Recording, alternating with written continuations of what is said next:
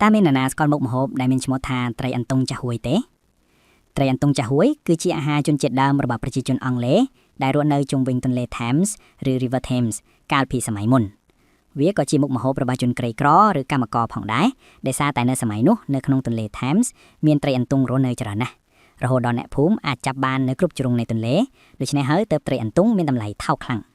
មុខម្ហូបដែលមានឈ្មោះថាត្រីអន្ទង់ចាស់ហួយកើតឡើងដោយសារតែភោជនីយដ្ឋានត្រូវការស្វែងរកវិធីសាស្ត្រចម្អិនត្រីអន្ទង់ឲ្យបានឆាប់រហ័សបំផុតព្រោះខ្លាចវានឹងស្អុយខូច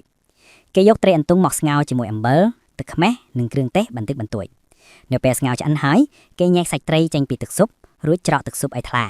បន្ទាប់មកចាក់ទឹកស៊ុបចូលទៅក្នុងសាច់ត្រីវិញដោយសារតែទឹកស៊ុបមានកូឡាហ្សែនច្រើនពីឆ្អឹងនិងស្បែកត្រីនៅពេលវាត្រជាក់វានឹងក្លាយទៅជាចាស់ហួយធម្មជាតិបែបនេះវិធីសាស្ត្រនេះជួយឲ្យត្រីអាចរក្សាទុកបានយូរនិងងាយស្រួលលក់ភាគច្រើនគេបរិភោគជាមួយអាហារផ្សេងទៀតចំពោះរសជាតិគឺឆ្អាបប្រៃនិងសាបប៉ុន្តែក៏មិនអាក្រក់ខ្លាំងពេកនោះទេ